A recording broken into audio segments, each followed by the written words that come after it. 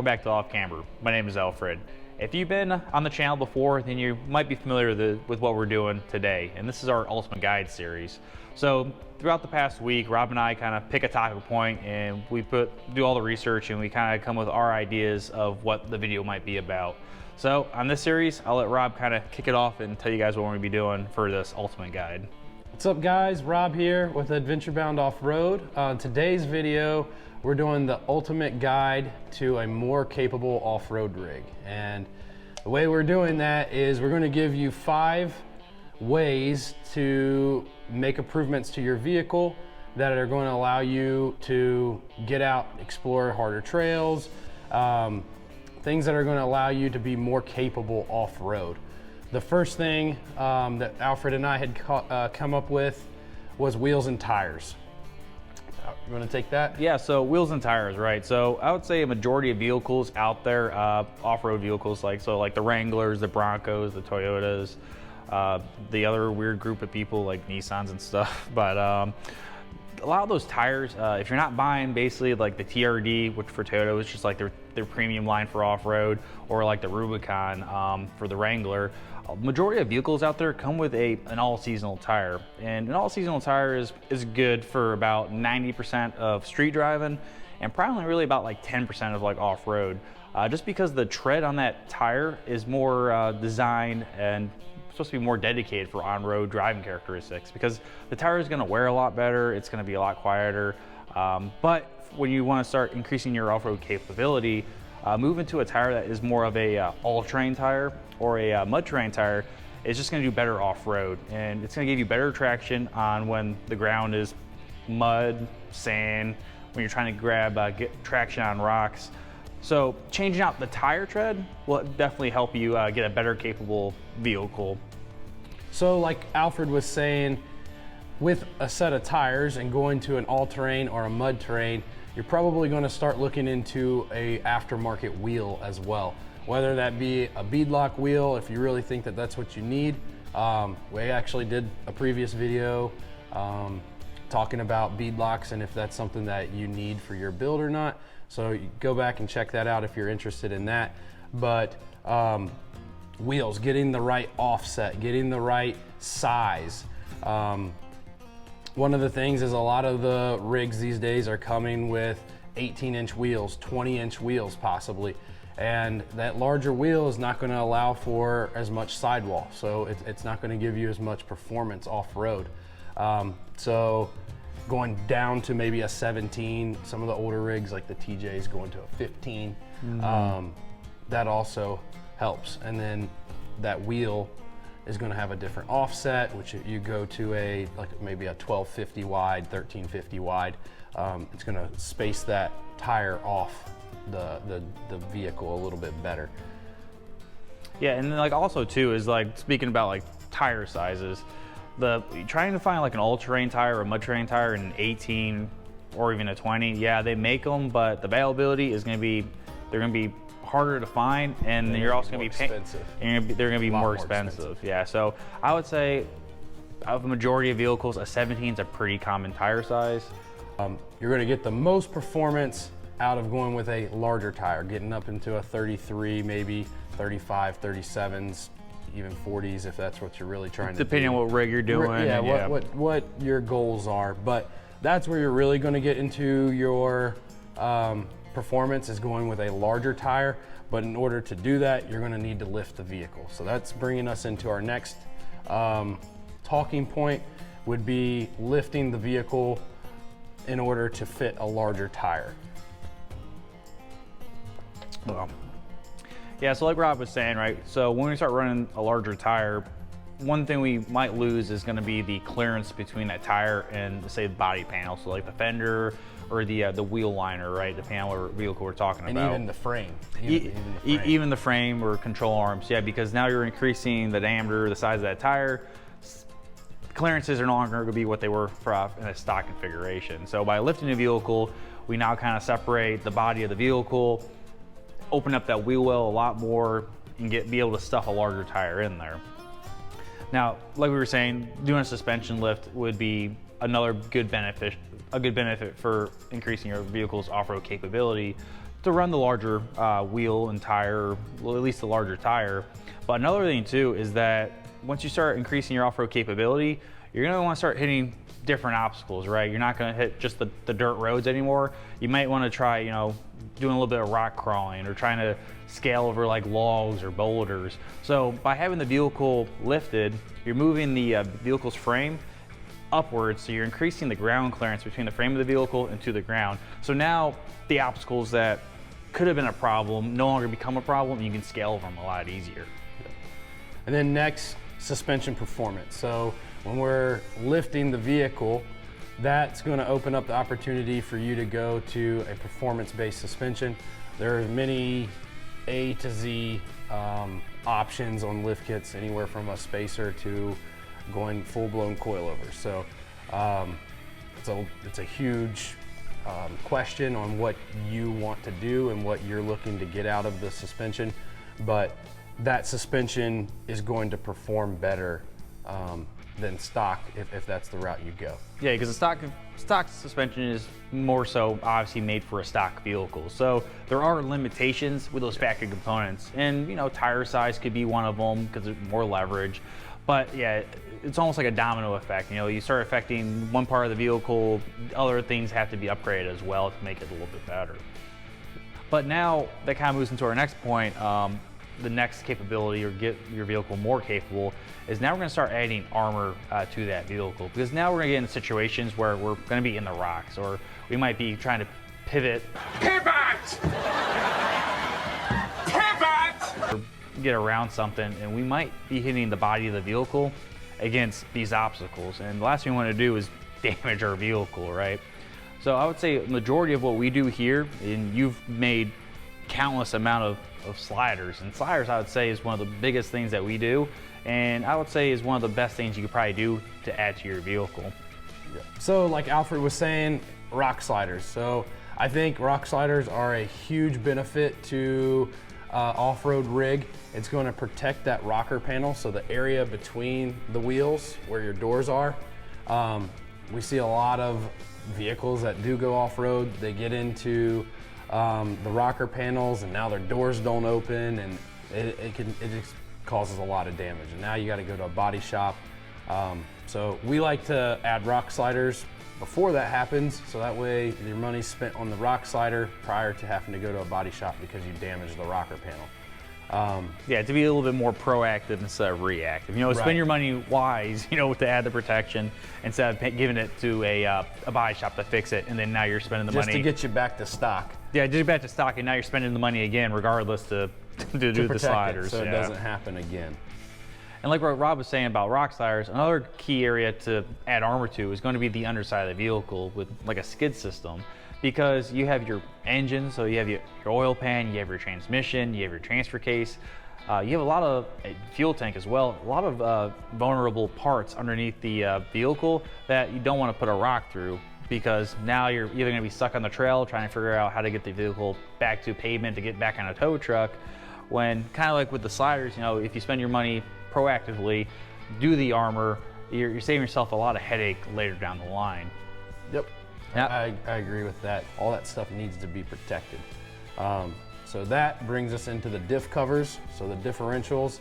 Not as much for the Toyota guys, but Jeep and solid axle guys, that solid axle it's down in the rocks. So chances are that diff cover is gonna get smacked on some rocks, and the stock diff cover, what they're kind of known for is it's just stamped sheet metal, and you'll set that on the rock and either back up, and it'll just peel the cover right off, and now you have problems with gear oil on the trail and trying to get off trail with a peeled back diff cover. That's another thing too, is that even like you come across a rock, or you're dragging your differential across the rock, you're peeling back the cover, or if you have to maybe reattack a line you're trying to get, now you're gonna back up, you might back into a rock, and now that stamp steel cover is gonna be pushed into your ring gear.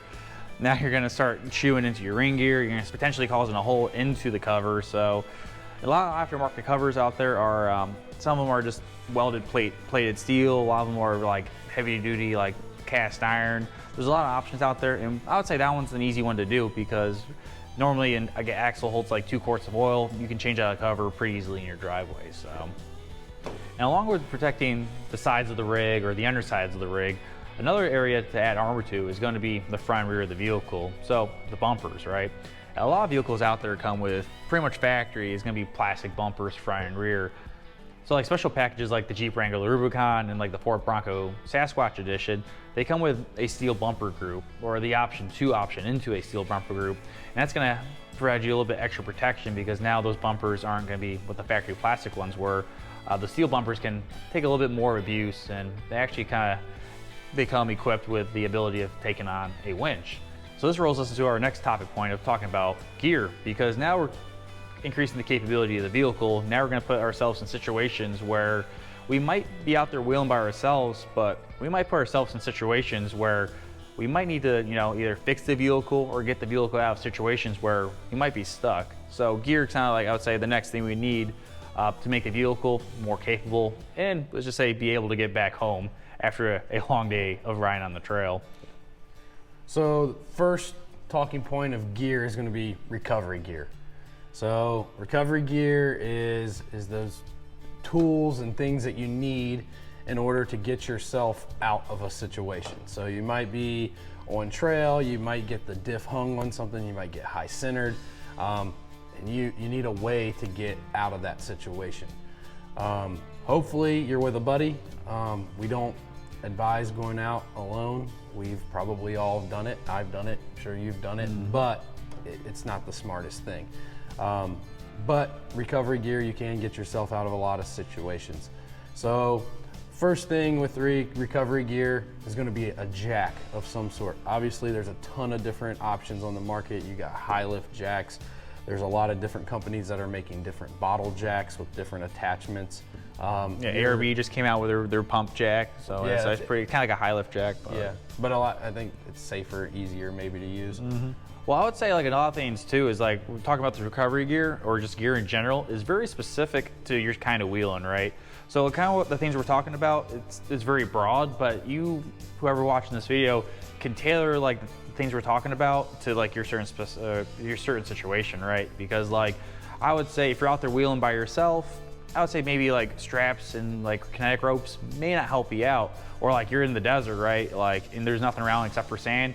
A winch may not be the best option either. You need a land anchor maybe at that point. A land anchor, right? But then you could tailor that to like your type of recovery gear.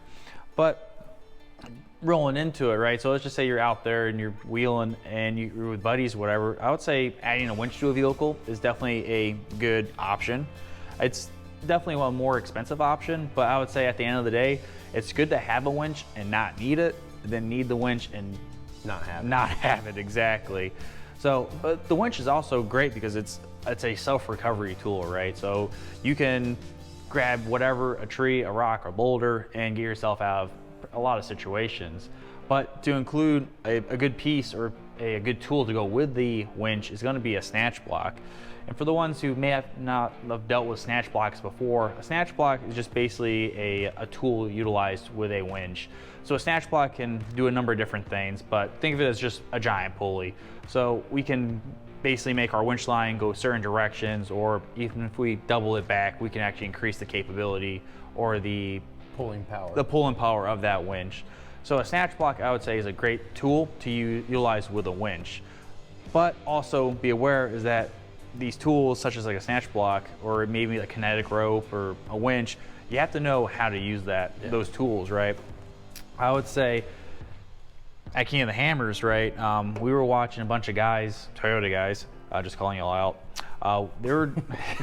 They rolled over on it was Chocolate Thunder. Yep. Chocolate Thunder. And don't get me wrong, these guys, they probably wheeled before, but I think they were a couple beers deep, and well, one of the rigs rolled over, and they were trying to use a winch and a snatch block, and needless to say, they were trying to recover. It was probably not the safest manner, just because they were in a little bit of a valley, and they were trying to snatch block on a boulder that's probably only weighed about maybe like a couple tons.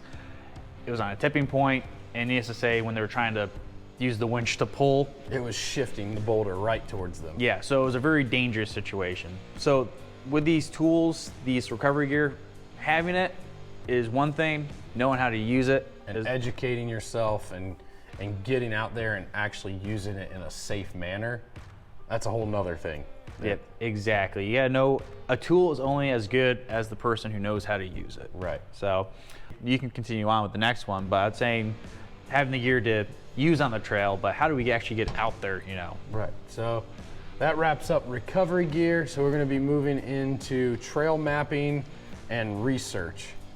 So that's a very important topic when you're going off-road is knowing where you're going, kind of knowing the conditions of the area that you are going, and knowing where you're at when you're out there. Some different apps or whatever you can use is Gaia. Gaia's been a good one. Gaia's Yep. a good one. I like that. You can set your waypoints and they kind of connect. Kind of, you know, you'll stay on route pretty well. I don't have a ton of experience with Onyx off-road, but I know it's huge in the off-road industry. I could say Onyx, and I would say Onyx in the last probably year has definitely blown up for trail mapping. I would say even I would say at King of the Hammers, Onyx was out there and they had the whole race course all planned out. You could see, you know, where the guys were racing, and you know, you could see where the race was taking place. So I would say Onyx has been pretty good, and Onyx I think I'm pretty sure works offline. You have a GPS puck, I'm pretty sure it works, but don't quote me on that 100%. But I like it, it works really well. And then my Jeep also has a Apple CarPlay, so actually I'm able to get that app as well on my screen. So going a little bit old school with it is books. So I have the books. It's the Guide to Moab, back roads, and four-wheel drive trails. They have those for several different states. Those books are really good.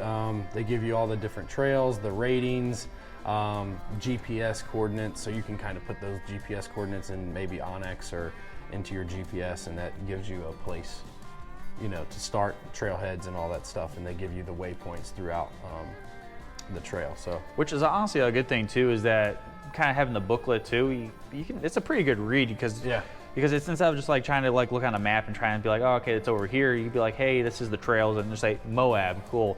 Like, and it gives you like, you know, the rating, like their rating to it, but also gives like a good trail description and, you know, stuff of that nature. And another good thing too is that that is not technology dependent. So if you're out there and your phone dies or you have no cell service or whatever the case may be, at the end of the day, if you had something as simple as like maybe a GPS, you could definitely, like I said, plug in the points and it'll get you to where you need to go. right. And another good resource that we can all use, and we've probably used before, is YouTube, because we're all YouTube educated at some point, right? And with YouTube, I can guarantee you that someone's probably ran that trail you've been looking into before, and it's probably made a video on it, or at least made some kind of like point of discussion, topic, or whatever, maybe like a quick like drive through of it, time lapse, at least give you guys a better idea of what the trail is And what you're getting yourself into. Exactly, to make sure that you and your rig is capable of completing such a trail or something. Right. Next on the list, comms. So being able to communicate to either other parties in your group, or if an emergency happens, being able to contact emergency personnel if an injury or something like that happens on the trail. I think that's crucial. So if you're needing a spot, or if you need to take a left or a right on the trail, or there's a fork or whatever, just being able to talk back and forth I think that's a very critical point of your gear. Oh, 100%, because let's just say you're with a group of people, and it's just say, if everyone's on the same page, it tends to make the day a lot easier, you know?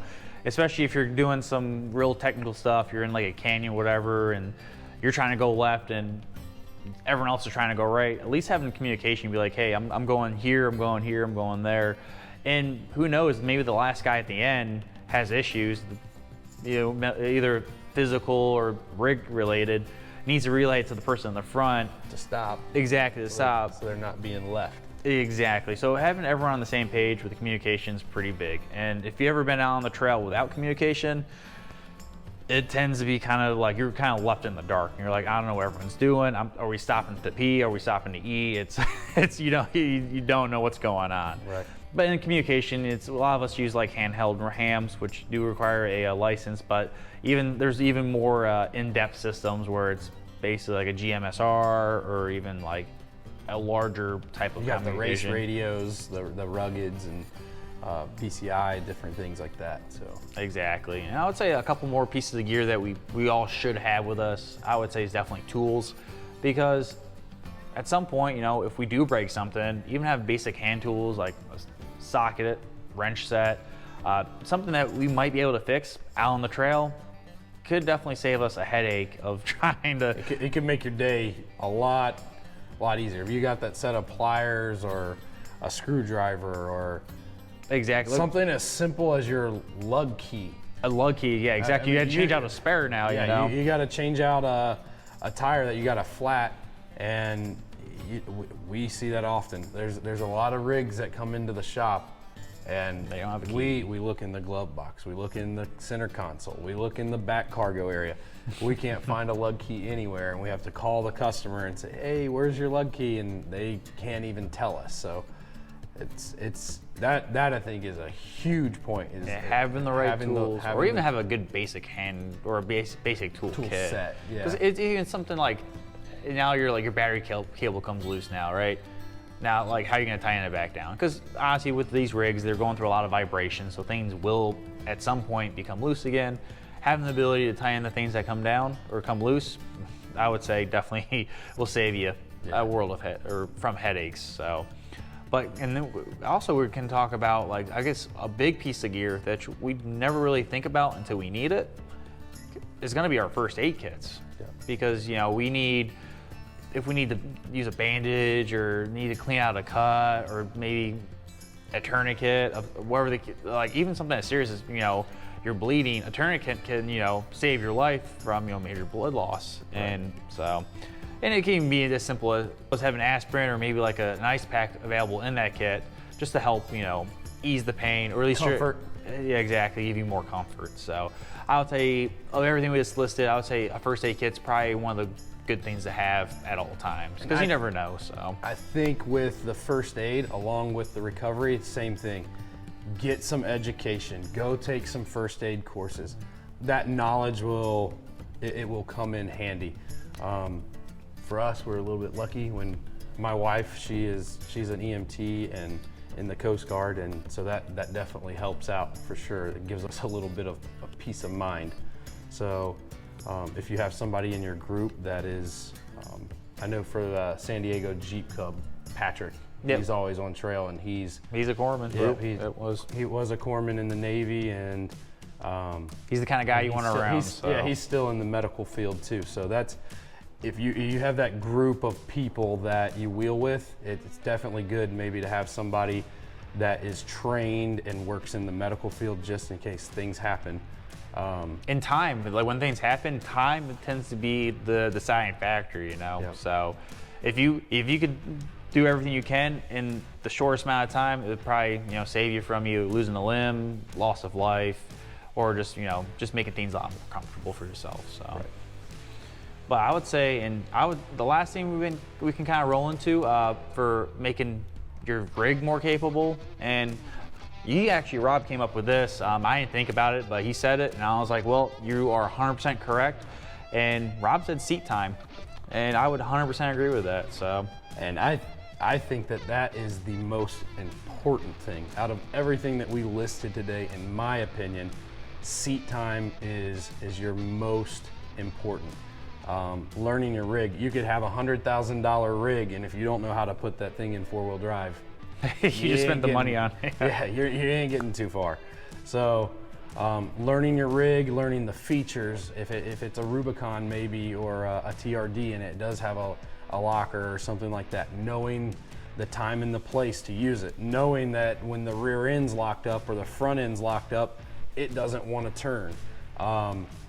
Knowing just different things about your the rig. features, you know, Yeah. traction control, or like some vehicles even have that downhill assist and stuff like that, you know. It's all those little things that add up that you learn over time, and each time you go out, you're going to learn some things. Oh, 100%.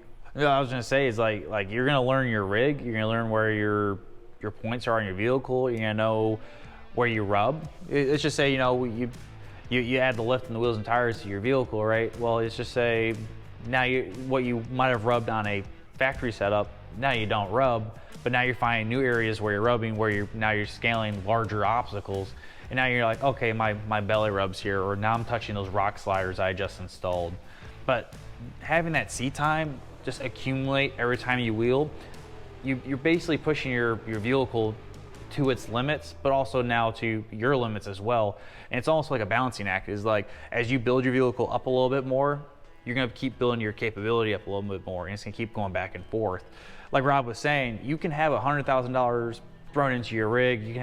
You could have the most capable vehicle, but you as the driver, your capability might only be at 1% of what that vehicle can actually do. Right.